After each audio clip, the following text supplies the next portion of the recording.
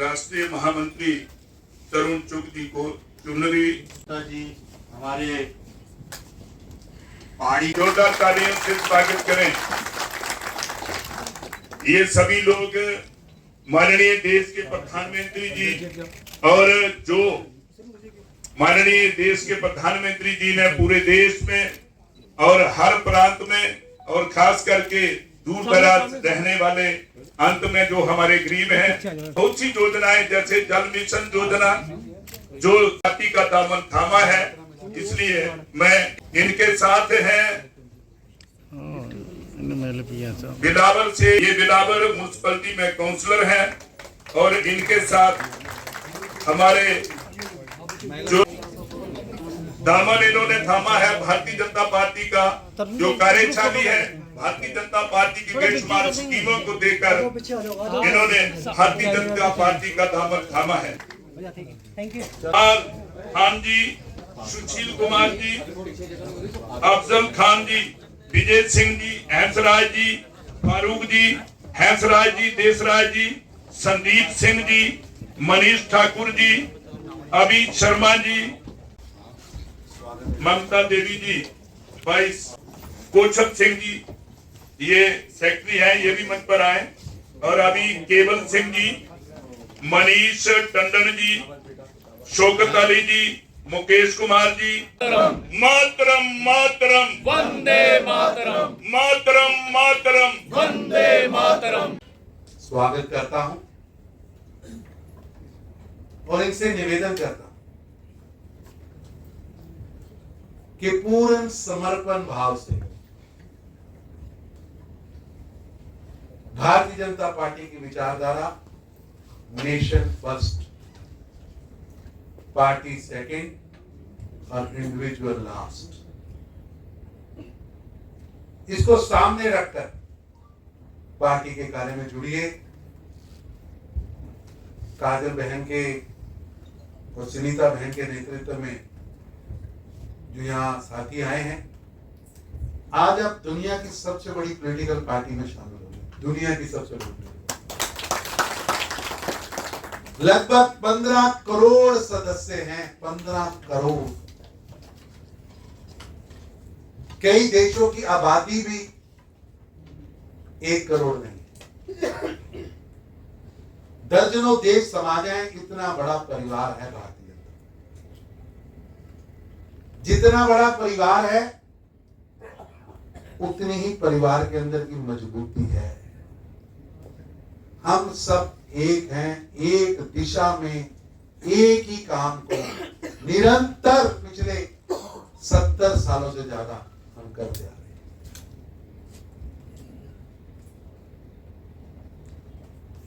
मेरा सौभाग्य है कि मैं पार्टी के काम के लिए लगभग सारे देश में जाता हूं।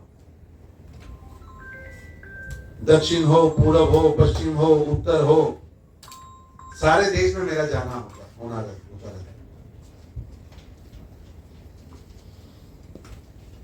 यहां भी कई परिवार बैठे, पिछली 3 पीढ़ियों से काम करते। मैं अभी पार्टी के एक वरिष्ठ कार्यकर्ता, वो जी क्या नाम था, ओमकार जी से मिलकर 95 ईयर्स आयु पार्टी के कार्यक्रम में थे और 95 ईयर्स का वो हमारा युवा कार्यकर्ता की तरह सक्रिय थे। मैंने उनके पांव हाथ लगाए, उनसे पूछा, ओंकार जी कब से है? शोर था, लेकिन उन्होंने बोला 1946 से।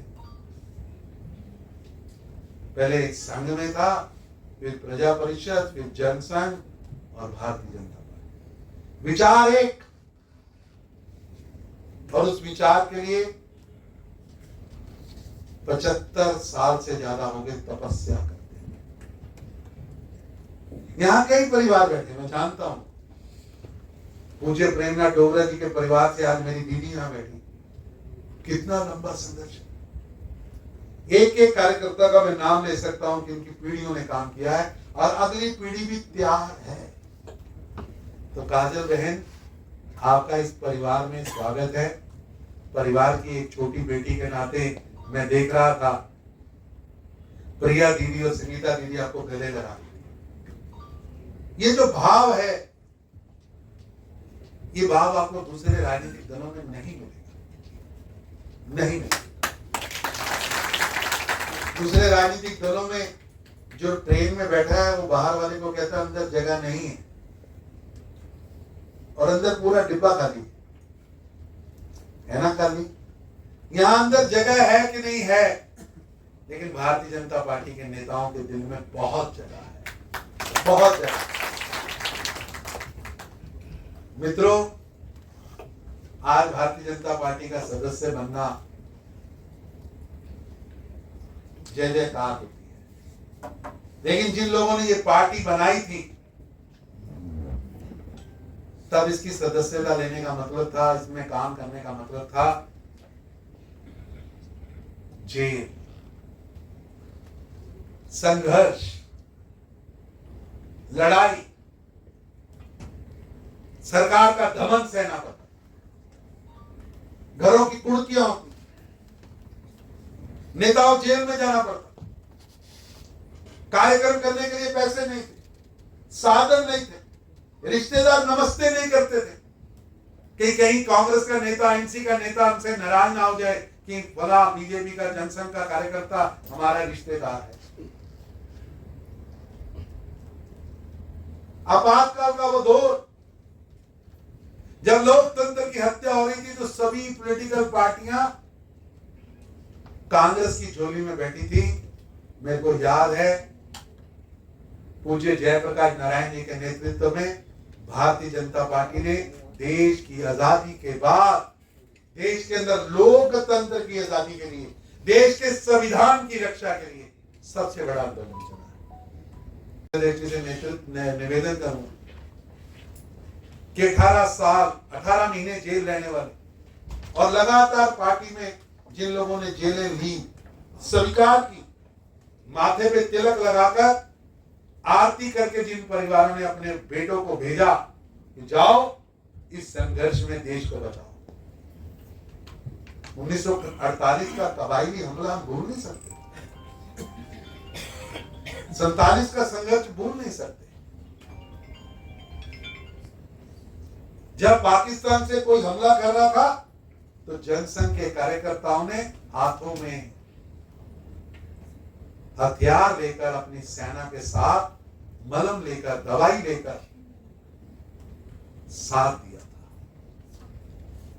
जो जहां खड़ा था वो तिरंगे की रक्षा के लिए काम करता। और मुझे सचमुच अध्यक्ष जी, जेल में पार्टी का बहुत काम किया है, बहुत करना है, लेकिन मैं जम्मू कश्मीर के अंदर जब आता हूं भाव बदल जाता है कि देश की आजादी के बाद, आजादी से पहले तो समझ आता है कि तिरंगा लेकर चलते तो अंग्रेज की गोली चलती थी, वंदे मातरम कहता था तो गोली लगती थी। लेकिन इस प्रदेश के अंदर अब्दुल्ला और मुफ्तीज ने ऐसा वातावरण बना के रखा कि तिरंगा लेके चलने पर देश की आजादी के बाद भी गोली लगती थी। मेरे को उन शहीदी स्थलों पर जाने का मौका मिला। जब मैं उन शहीदी स्थल पर लिखे नाम पढ़ता हूं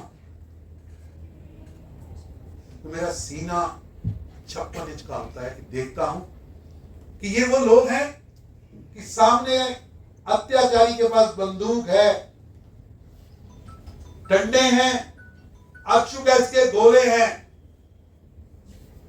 और वो कह रहे हैं कि कोई यहां तिरंगा नहीं चढ़ाएगा, कोई भारत माता की जय नहीं बोलेगा। वो नौजवान निकलते हैं, हाथ में तिरंगा लेके निकलते हैं, भारत माता की जय कहते हैं और गोली खाते हैं। ये गौरवशाली इतिहास है भारतीय जनता पार्टी, ये गौरवशाली इतिहास।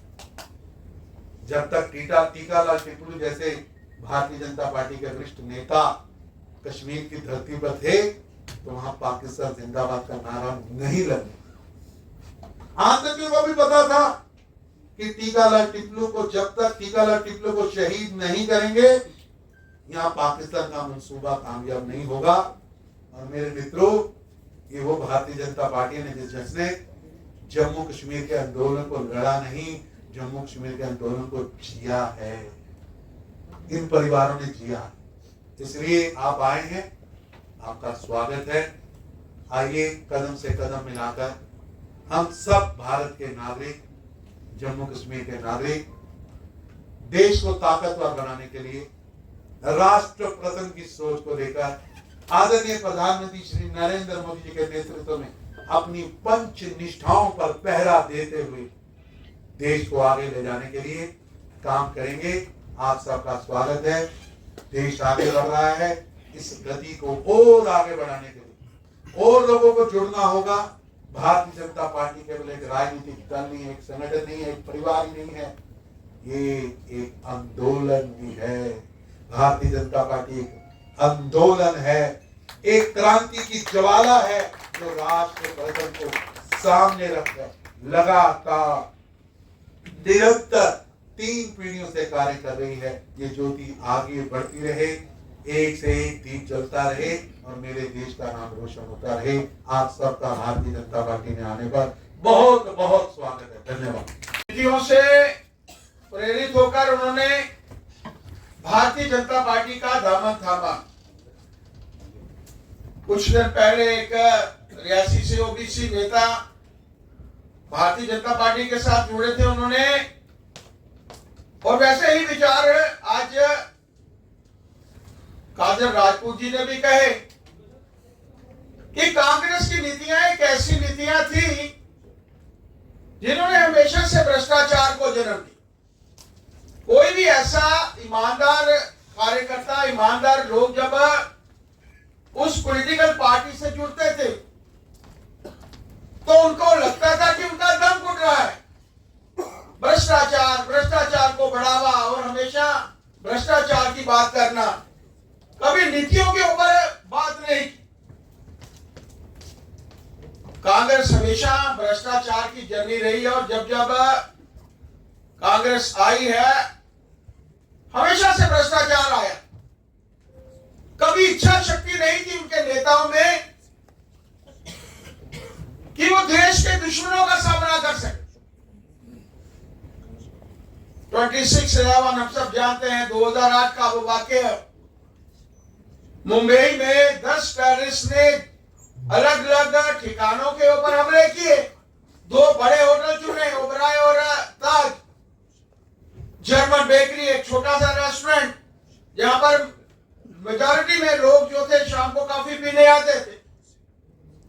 Railway station. और आप समझ सकते हैं कि इन सभी वाक्यों में उन 10 आतंकवादियों ने 160 हमारे लोगों को मार गिराया, उनकी शहादत। आप सोचिए 160 लोगों की शहादत। लेकिन कांग्रेस की नीतियां क्या थी कि पाकिस्तान को नाराज नहीं करना है और भारतीयों को समझाना है। यही नीति कांग्रेस की हमेशा से रही। हम सब जानते हैं कि उड़ी का वो वाकया जहां पर हमारे सैनिकों की शहादत हुई थी। पुलवामा का वो अटैक जिसमें हमारे सुरक्षा बल के सैनिक जो थे वो शहीद हुए थे।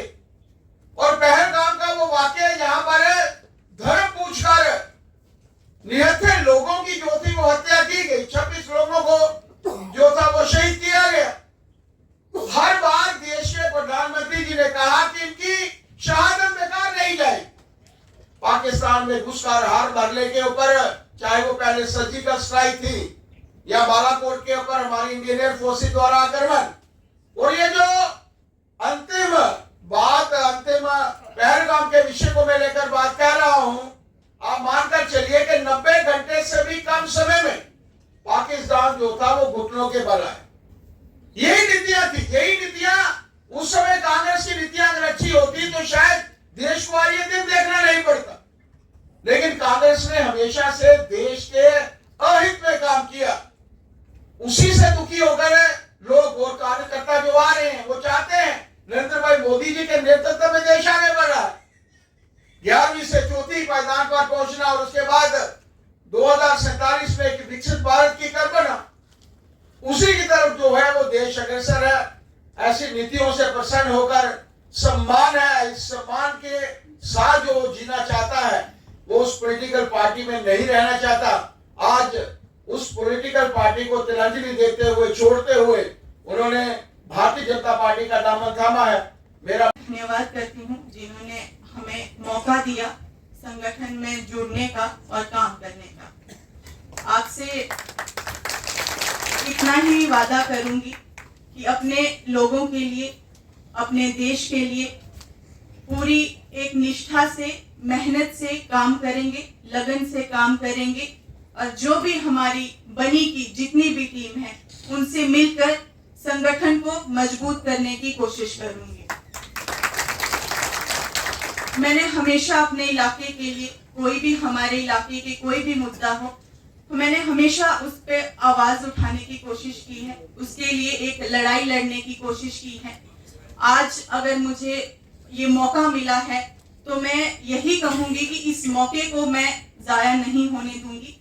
आपको अच्छे रिजल्ट जो हैं अपने इलाके से, आपको बेहतर रिजल्ट आने वाले टाइम में आपको मिलेंगे। जिस तरह से हमारे जो नरेंद्र मोदी जी काम कर रहे हैं, देश को आगे बढ़ा रहे हैं, हमें बड़ा गर्व होता है कि हमारे देश का नाम पूरे वर्ल्ड में इतना ऊंचा हो रहा है, आगे बढ़ रहा है, जिससे हमें खुशी होती है और भाजपा पार्टी में, संगठन में जुड़ने की जो एक प्रेरणा होती है वो हमें मिलती है। आज अगर भाजपा का दामन थामने का एक मन बनाया है तो बहुत बड़ा कारण हमारे प्रधानमंत्री मोदी जी हैं, जिन्होंने हमारे देश को गर्व से, देश का नाम जो है एक बहुत ऊंचाई पर लेकर गए हैं। इससे पहले शायद ही कोई प्रधानमंत्री इस तरह से कोई काम कर पाया हो। मैं अपने आप को खुशनसीब समझती हूँ कि मुझे ये मौका मिला है। हमारे इलाके में कई सारी ऐसी कमियां हैं, कई सारे जिसके ऊपर हमारी कई लड़ाइयां भी हुई, लेकिन मैं जितने भी यहाँ पर सम्मानित मंच यहाँ पर बैठा है, मैं आप सभी से विनती करती हूँ कि अपने लोगों के लिए हमेशा मैंने आवाज उठाई है और गलत को हमेशा गलत कहा है। आप जो भी जिम्मेदारी मुझे सौंपेंगे, बिना किसी लालसा से काजल राजपूत काम करेगी और रिजल्ट लाएगी। आपकी ब्लेसिंग